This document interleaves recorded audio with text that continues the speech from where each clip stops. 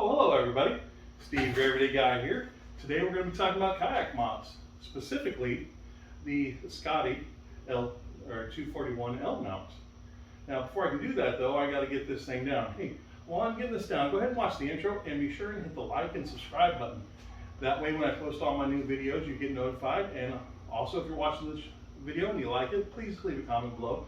I love hearing about what you guys think. If you have any questions, any tips, anything you want, hey, go ahead and post. I do a really good job of getting back to you on that. So I try to do it in 24 hours.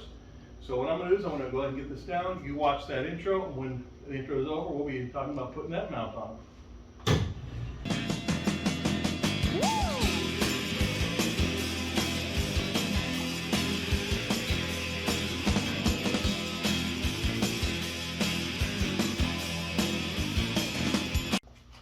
All right, we got the kayak down.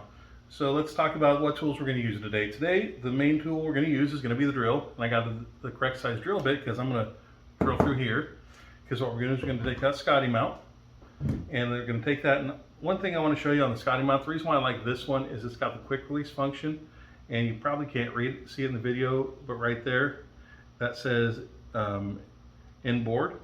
So we're going to make sure that's pointing down. We're going to install it right there. The way we're going to install it is we've got these neat little things. We've got what we're going to use to anchor it down is these are called nut wells. I got these off Amazon. They're not a brand name, they're just a generic one. What they are is a piece of rubber with a screw on there, and then it just screws into that. As it cinches down and tightens it up, that falls out. The cool thing about these is these are all watertight once they're installed. So once you get the pilot hole drill, we'll slip these in and we'll use the screwdriver to tighten them. You do not want to use a drill to do this. It needs to be hand tightened by a screwdriver because if you use a power tool, it's too fast and it'll just spin around and not actually get tight.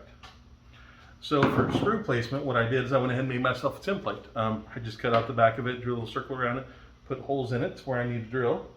So what we're going to do is we're going to use this to mark, and I'm going to go ahead and just get this pretty much centered. Centered as best I can, I should say. All right. There, there, there. Now prior to doing this, I did test out on some scrap plastic I have to make sure this is the right size and that I actually know what I'm doing. So what we're going to do is we're going to take this and we are just going to get that on there as possible. Screw that right in. As you can see, it goes right through that plastic real nice. Do the second one. And this is where it gets really scary because I'm literally drilling holes in my kayak. Hope I do this right, because if not, I'm kind of SOL. All right, get that next hole drilled in there. And finally, my last one.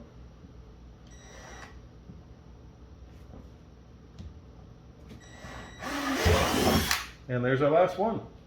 So the next thing we're going to do is we're going to take our screws.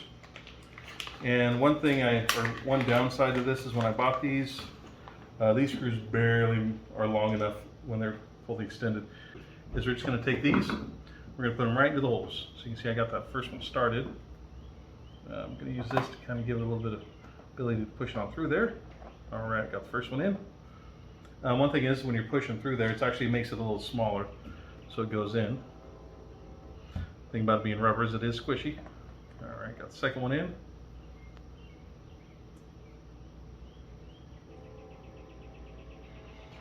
Got that third one in.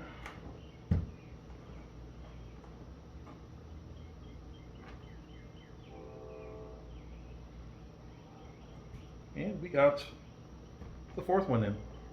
All right, now that we have those in, next thing we're going to do, we're going to take these.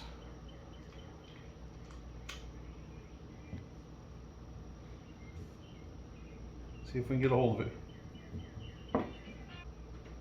All right, that one just barely started. Now we're going to take the next one. And the reason that we just want to do it where it's barely started is that'll make it easier to go on to the next one. All right, got that one started.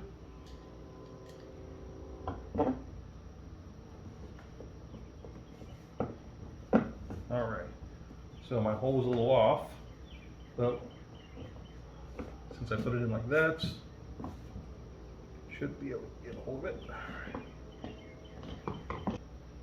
Yep, so it looks like the ones that came with it, they're an inch long and they were too short. So what I did is because I had a feeling that was going to be the case, so I went ahead and I ordered an 1.25 inches. So I'm going to do is run and get those, and I'll be right back and we'll continue on with the install.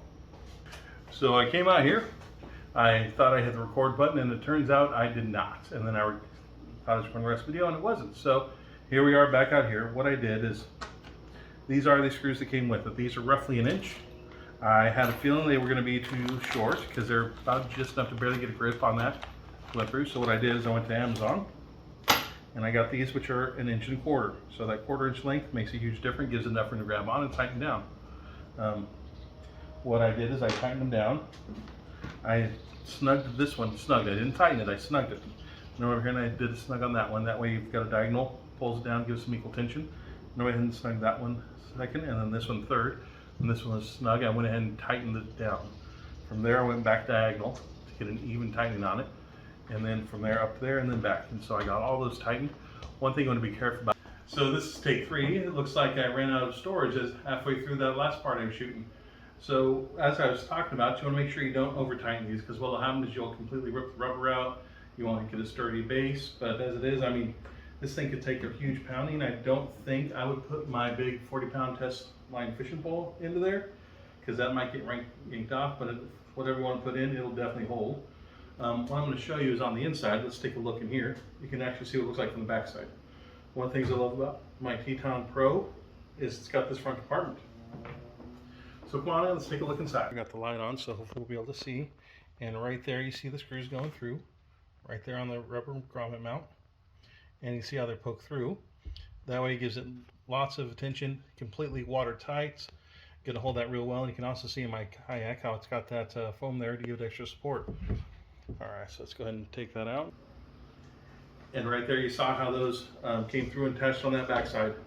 So once you've got that all installed, this here is this little accessory. It is the Scotty mount 428. And this just slides right into there. And then you've got an adapter here, which you can take your fish finder, which, like I said, that's one of the main reasons I wanted it here. And then down there. So then if I want to, I've got this little GoPro mount here, and I've got my fish finder. That way I can record what I'm seeing and use my fish finder. However, if I wanted to get out and do some action, or if I don't like the angle of that one, the other thing I can do is I can take this little mount here, which is a camera mount that I'm able to put both a GoPro on, which these aren't GoPros, these are actually Wolfang GA100s. And if you're interested in them, take a look at my unboxing video. It'll tell you more about them. So what you can do is you can take this nice little mount, and it'll go right in here. And the nice thing with this is that this is fully adjustable. You can name it whichever way you want. Say you've got a map set up on your phone, and that's what you want to use. Well, that gives you nice, easy access to it and a better spot for your GoPro, or in my case, my Wolfang GA100. I hope you found this video very informative. Be sure to like and subscribe. I'm going to be running some more videos about my kayak, because I've really been itching to get out there since wintertime, and I want to show you what my whole setup is with my fish finder, my rods, my battery box that I use, and everything else. So be sure and hit that subscribe button. That way when I get those videos posted, you get notified and you can take a look at them. Also, if you like what you saw here, be sure and comment below. Or if you have questions or comments in general, just put them down there. I'd love to hear from you. I try to get back to you within 24 hours. Once again, thank you for watching my videos, and I'll see you on the next one.